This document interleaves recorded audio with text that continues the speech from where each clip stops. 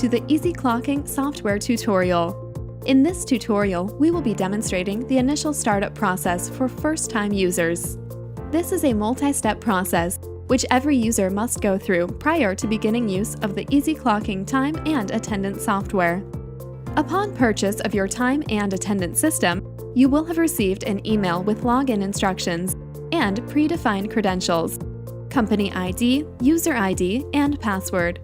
Upon login, you will be required to enter a new password to be assigned to your profile. Selecting Change will enroll the new password within the software and lead you to the Easy Clocking Initial Startup menu. The Initial Startup menu options will differ from that of the regular software menu options. All options specified within the initial startup can be altered at a later time by administrators registered within the software. You may schedule a more comprehensive training of the software at any time by contacting Easy Clocking headquarters. English and Spanish trainings of the software are currently on offer.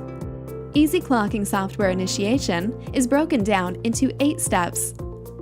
Step 1. The first screen displayed within the initial setup of the Easy Clocking software pertains to general terms and conditions that must be accepted prior to software use. Selecting the Accept Terms and Conditions option is necessary to ensure compliance. Select Next to continue onto the Company tab of the initial startup. Step 2. Within the Company tab, you will be tasked with entering your company name, country which the business is located, and a company logo should you choose to do so. The company settings can be found within the General sub-tab of the Settings tab of the Easy Clocking software. Select Next upon completion to continue on to the Locations tab of the initial startup. Step 3. Within the Locations tab, you must enter the names to be assigned to your business locations. We recommend that if you only have one location, you name it Maine, or the city wherein your business resides. Location names are fully customizable and only to be used as a reference to differentiate business locations within the Easy Clocking software.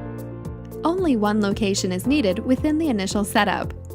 Additional locations may be added at a later time if required.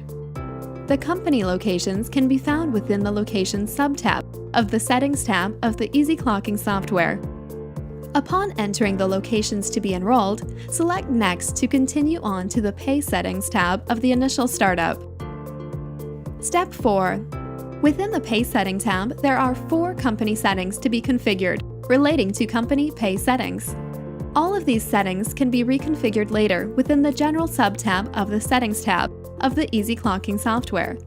Within the Pay Period Frequency drop-down menu, you must specify whether your payroll is done weekly, every week, bi-weekly, every other week, monthly, once a month, or semi-monthly, twice a month.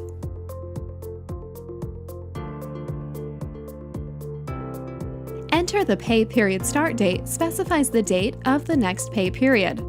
Based on the date entered, the first day of the work week will be automatically selected. You have the option of selecting the round-off rule desired for your company. You may round off by quarter hour or by the 10th of an hour. Should you choose either round-off rule, then you must checkmark whether you wish to round off only the first and last punch on each day, and/or to round all punches automatically. Should you choose to use schedules for employees to be registered within the software, select the Yes option. Select Next to continue on to the Pay Class tab of the initial startup. Step 5. The Pay Class settings defined here within the initial setup will become the company default settings. What is the maximum continuous hours an employee will work? This is defined as the maximum hours an employee can work within a shift. Do employees work overnight, from one day to another? This is a yes or no option. We at Easy Clocking recommend selecting this option if there are employees within the company being enrolled whose shifts pass midnight. If this option is not selected, shifts going past midnight will be treated as separate shifts within the software and won't be combined. Do you want to pay overtime? This is a yes or no option, defining whether or not your company provides overtime to employees. You must specify the overtime rules to be applied within the Easy Clocking software should you decide to apply overtime policies to your company profile. Do you want overtime applied after a specified amount of hours in a day? And/or would you like overtime applied after a specified amount of hours in a week or by week? Selecting the cut shift at the end of the week option will only affect the overtime policies set within the software. Overtime policies will be applied until the end of the pay period or work week. You then have the option of specifying the overtime rate within the "What is the overtime rate?" option. You may assign different pay class settings at a later date within the Pay Class sub-tab of the Settings tab. Select Next to continue on to the Double Time tab of the initial setup. Step 6.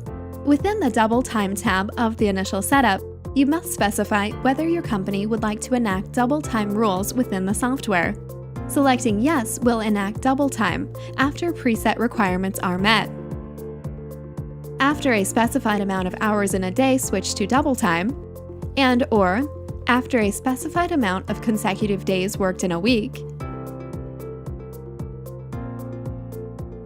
after a specified amount of hours worked on any given day, if accumulated hours within a week total a specified amount or more, you can cut the shift at the end of the work week pay period.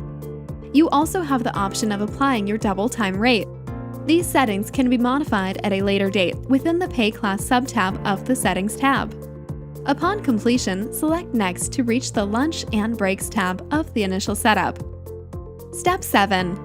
Within the Lunch and Breaks tab, you have the option of having the Easy Clocking software automatically deduct lunch break hours from employees. You, as the administrator, must be mindful that this setting may go against legal procedures within certain states. We at Easy Clocking recommend consulting your state lunch policy guidelines before enabling this option. This option is only calculated in minutes, not hours. You can specify after how many hours to deduct lunch and breaks. If paying for lunch breaks, select the Yes option. You may specify what amount of lunch and breaks, time and minutes that you want to pay, as well as whether or not to pay lunch and break hours as regular hours worked. You may modify these settings at a later time within the Pay Class sub-tab of the Settings tab. Select Next to continue onto the Time Clocks tab, the final step of the initial startup. Step 8. Within the Time Clock sub-tab, you must register the time clock to be associated to your account within the Easy Clocking software. You must assign a time clock name, register the time clock serial number, and associate the time clock to the locations assigned to your company profile. Time clock information can be found within the Time Clocks sub-tab of the Data Collection tab. Selecting Create will finalize the initial startup process and provide you, the administrator, with full access to the Easy Clocking software. This ends the Easy Clocking initial setup software tutorial.